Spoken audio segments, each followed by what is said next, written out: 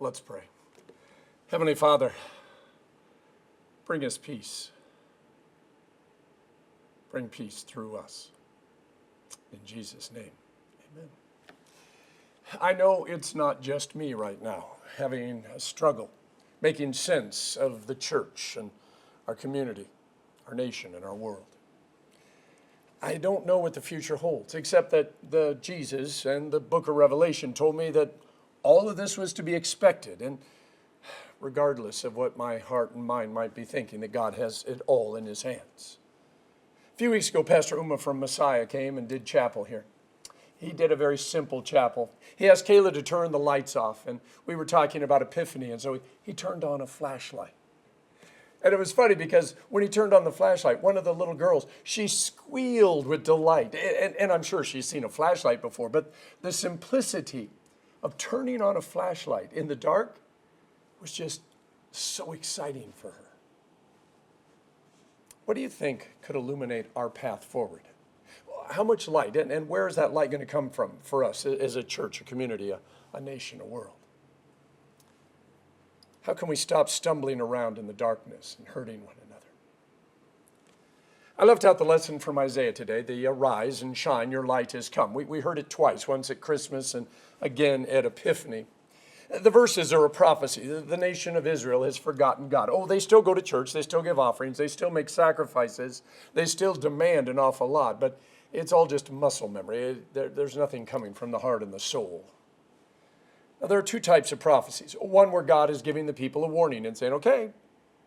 And the other one where he says, no, sorry, last chance, the writing's on the wall. This one happens to be of the second kind. The nation of Israel had forgotten everything. Now, what's going to happen is Israel's going to be conquered by the Babylonian Empire. The young, the talented, the smart, the future of Israel is going to be ripped away and taken to Babylon. All the temple and the city of Jerusalem is going to be destroyed. It's just going to be nothing but rubble. Every symbol of their nation's pride is going to be taken away from them, so that the only thing that they have left is their memory. But God wasn't going to abandon them forever. That was Isaiah's second and perhaps most important prophecy. Not long after the captivity begins, a few get to return and start the rebuilding process with the temple. Now, 70 years after it begins, God sent other prophets to lead the majority of the Jews back to Jerusalem. But when they arrive, there's only the shell of a temple. They stood there, surrounded by rubble, the enemies on every side. They had to decide what they were going to do. Every time a disaster strikes, you've got to decide, are you going to rebuild? Are you just going to walk away? Or are you going to just sit down and cry? It's been 2.5 years since the Maui wildfires. If you were to go to Lahaina today, they've rebuilt about 100 homes. A couple of the businesses have reopened. Most of the rubble, just about all of it, is gone. But the heart of Lahaina, Front Street, is still just an empty space. It's not much different in Palisades, Paradise, or Santa Rosa, California after their wildfires. Now, Israel chose to rebuild, but it wasn't going to be easy. Ezra and Nehemiah said literally they were rebuilding with a sword in one hand and a trowel or a hammer in the other. They had to defend themselves from their enemies, at the same time laying bricks. I want you to think about how hard that would be. It's a powerful image, and to be honest, it's not that much different from what the people of Paradise and Lahaina and Palisades are experiencing, except that their enemies are red tape and greedy investors and insurance companies and depression, things that swords don't do much against. I remember being a kid, especially on those Denver mornings where it had been snowing all night and it was chilly. And you know, I'd hear my mom call out, it's time to get up to go to school. And I would convince myself that it was a dream, and I would snuggle even deeper into the covers. And then she would call out again, and I knew it was time that I really did have to get up. But that didn't mean that I liked it. I've actually changed. I've come to really love the morning light. I see it as a chance to fix everything I broke yesterday. Take care of all the things that I didn't have time for yesterday. It's a whole new day to enjoy. Even if the H1 is still bumper to bumper, and it takes me a lot longer to go the 8 miles from the parsonage to church than it should. Even if, by the way, the news is just regurgitated from the day before with a few different names and events. There's something about the dawn of a new day that instills hope, regardless of what happened or didn't take place yesterday. Back in the 90s, nuclear subs were decommissioned here at Pearl Harbor. They actually would cut the reactors out and put them back together, and then they towed these subs from here all the way to the state of Washington. Yeah, you can check out how many miles that is. Just ask Google or Siri. One of our members was part of the towing crew. I asked him what it was like at an average of 4 or 5 knots to be able to see where he was yesterday and pretty much where he's going to be tomorrow. And he said, well, it's just what I do. Except that wasn't just what he did. In a time before Kindle, by the way, he read dozens and dozens of books every time he was on one of those voyages. He actually earned a bachelor's degree, not online because that hadn't been invented yet, but through correspondence classes. When he was in port, he made sure that he was first and foremost was with his family, taking care of everything that he couldn't when he was out to sea. And he also did some other things. He volunteered. He was at church.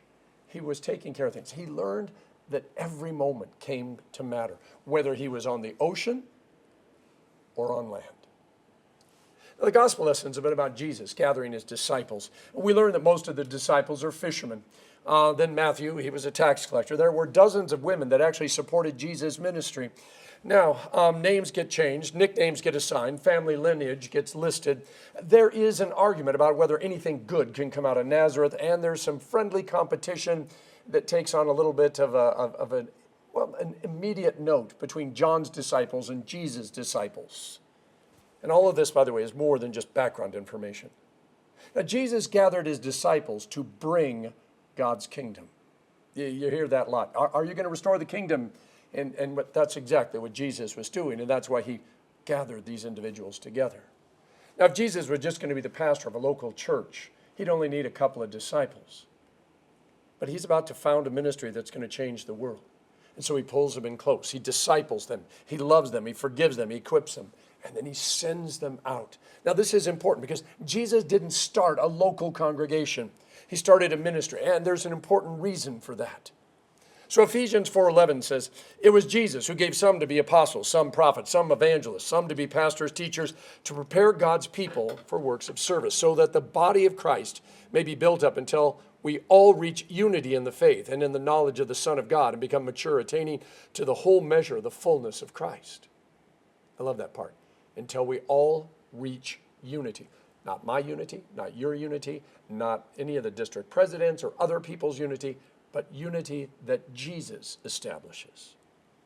Now we partner this verse with Matthew 28:19, where he says, go and make disciples. Congregations are necessary insofar as they are the community of faith in that place. But that community must understand that it has a place in the much larger picture. I love the metaphor of the church as a lighthouse. I know how important it is on a dark night, especially when it's stormy and cloudy, to be able to find the airport, the harbor, even the freeway exit. Lighthouses are great, but only for those who are close enough to see that light. If you're 50 miles away from the lighthouse on the darkest night with waves swamping your boat, the lighthouse isn't doing you any good. That's why Jesus said we need lighthouses, we need churches, but we also need people that are willing to take the light out into the darkness, way out into the darkness, beyond all the lights, to help those that are lost. I usually say that we reflect God's light, okay? Like the moon reflects the sun. Totally true. We don't have any light of our own. We rely on Jesus' light. When Jesus said, you're the light of the world, it wasn't our reflective properties that he was talking about, not any light in us. If we allow the world to slime us, or if we decide that we're going to get down and dirty and wrestle like pigs in the mud with the world, we're going to cover any ability that we have to reflect God's glory. And that gets to that paraphrase of Jesus, be in the world, not of the world. There's another kind of light I want to draw a metaphor from. Now, if we want those who are walking or sailing or flying or driving or living in deep darkness and to see God's light, we're going to have to step outside. And we're going to have to take the light to those who need it. Now, but the world is working very hard to cover up Jesus' light, doing everything it can to keep things dark and scary. And by the way, the world is very good at this. So it was 1983, Preble, Indiana. It's a tiny town in northern Indiana, not too far from Decatur, and it was where Nancy and I were living when I was going to the seminary. I'd heard about fireflies and never seen them. Nancy and I went out one night, and we were out driving, and it was dark, and all of a sudden this bug hit the windshield. Now, bugs hit the windshield all the time, but this was the first time, by the way, that I saw a lightning bug, and it hit the windshield, and obviously it was dead, but it continued to glow long after it was dead, and I felt so guilty. Now, my metaphor breaks down here because the bugs and jellyfish and other creatures produce their own light using some sort of scientific bioluminescence that I do not understand. And if you want to explain it to me, please put it in the comments. So I'm going to shift the metaphor to finish my thought. Most of us have something that glows in the dark. It might be one of those pocket crosses. It might be our watches. It might even be one of those great glow-in-the-dark frisbees so that we can continue to play frisbee even after the light has gone out. They soak up the light and they hold on to it. And then when it gets dark, they release the light. In our world today, our friends and neighbors need light. And it's getting harder and harder to reflect God's glory as the world piles darkness upon darkness on Jesus and on us. Now, the light's still there. You just can't see it. Which leads to Jesus saying, they will know that you are my disciples by your love. See, the world can make it hard for churches to stay open. They can tell people that they can't talk about Jesus at work or at school. They can do all sorts of things, but they can't keep us from glowing. And by the way, by glowing, I mean loving and forgiving and caring for others. When Moses went up the mountain to meet with God, he came down and his face was radiant. So radiant, the people knew he had been with God and he had soaked up a little bit of God.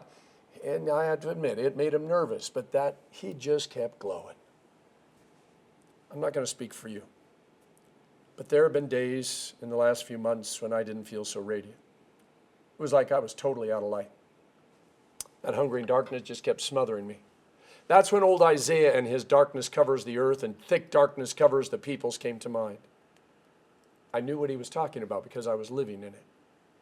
The worst thing about depression and darkness is that you need to get back into the light, except you just don't have the energy. Newton's first law, things that are in motion tend to remain in motion. Things that aren't in motion tend to just give up. That's my personal paraphrase.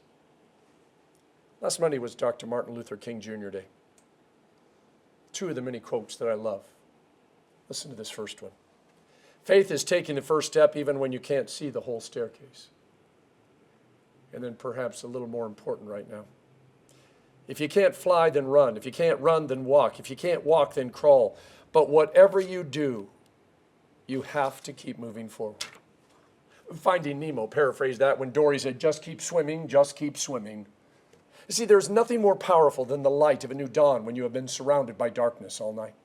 There is nothing sweeter than the love of a friend who stands beside you and sits with you when your life is coming apart. There's nothing more important than the words of forgiveness spoken by someone that we've hurt. There is nothing more important than Jesus in our life. We all need the light of Jesus. St. John promises the light shines in the darkness, and the darkness cannot overcome it, can't conquer it, can't do anything with us because even the tiniest light pierces the darkness. I want you to soak up that light. Stand in the presence of God. Spend time in His Word. Spend time with His people. Spend time just thinking and talking about positive things. You can never, ever have enough of that stuff because the whole time it's soaking into you and you never know when you're going to need it to release it, to bring a little bit of light, Jesus' light, into the darkness. Now, none of us is the light, but Jesus chose us to take His light out into the world. We don't bottle it up. We don't hide it in a church. We soak it up and we take it into the darkness. The light of Jesus does not blink when the light goes out. It lingers. It lingers in those of us who sit or stand or fall down or even collapse into the presence of God. And it's best seen when we've all but given up. And the darkness is pressing in. And suddenly we start to glow. The darkness tries even harder, but our glowiness doesn't give up. The darkness pulls the curtains down, covers the lights, turns off all the breakers, but it can't do anything about us when we are glowing. And that little bit of light just might be enough for someone who's all but given up. They see that flicker of light, dim though it is, and hope is restored.